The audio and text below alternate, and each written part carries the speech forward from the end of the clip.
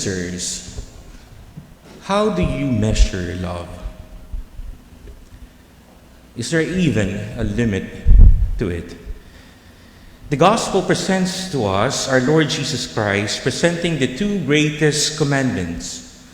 First, the love of God, and following, the love of our neighbors. And what is required in loving? St. Augustine put this rule to love. Later, we would reflect on it. But the Greeks used 4 words to describe love.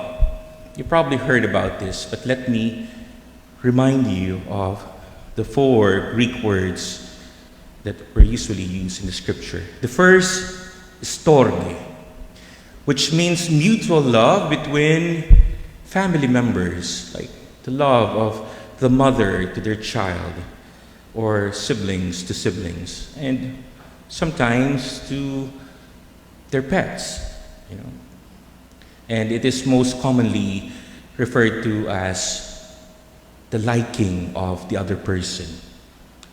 The second one is eros, mostly for husbands and wives who give their love to one another with self-giving and self-commitment.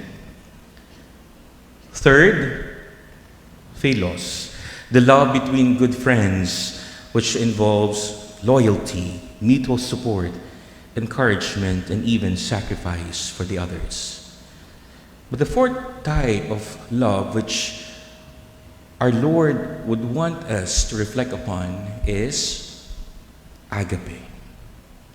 When we are called in agape, it is the highest and most demanding of all, for it is an active form of love, not only to one another, but also to God. That is why our celebration, and some would call it the agape, the celebration of love. When there is an agape, it is not only that you are here physically, but you are actively participating. There is that love which connects not only two persons, but others as well. And you probably would remember when Jesus asked Peter this statement thrice: "Do you love me?" The first 2 times that Peter answered, "Yes, Lord, I love you," his love was more of the filial love, that he loved Christ as a brother. And what did Jesus do? Jesus tried to ask him 3 times so that he would answer with an unconditional love. To love the flock, to feed them, to take care of them. For this is our calling as well, my dear brothers and sisters. To love without limit, to love without measure. The call to be a living witness of the love of our Lord is something that is fully ingrained in our celebration. And that's why we are called to do the same. But how do we measure love, my dear brothers and sisters? One can say that we can look upon the cross, for when we are ready to offer one's life for others, then we become like Christ. We become selfless, and we fully understand the need of the others. That Christ offered his life for us, for the salvation of the world, not just out of force, but out of obedience and love for all of us. For dying on the cross is not something that is his own willing, but an offering, a sacrifice that has been made for the salvation of the world.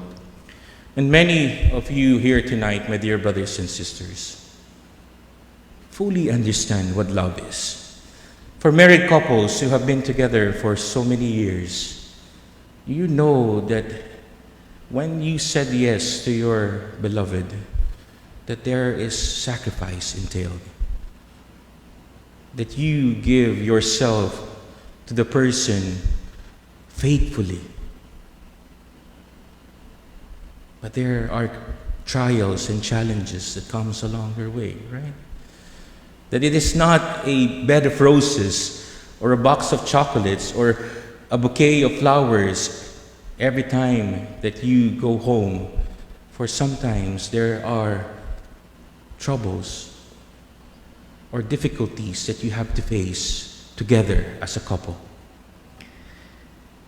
That loving your husband entails being able to be of service to him, just as how Christ has loved his church as well.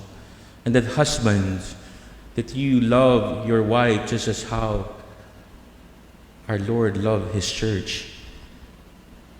But it is in the love as well that the parents love their children, for knowing that it brings along sufferings of mothers who carried their child for many months, of taking care of them, of sending them to school, of finding resources so that they can be taken care of taking care of elderlies, of our elders, when it is not easy, when you have to give up your time to devote so that they can also be cared for. For it is not out of force but out of love that we do all these things for the people that God has entrusted for us.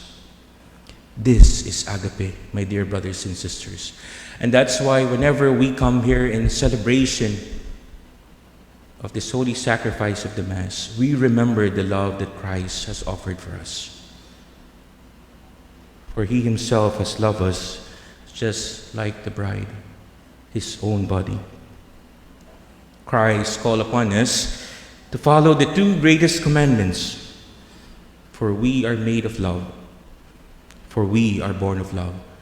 And just as St. Augustine would put it as a rule, the measure of love is to love without measure.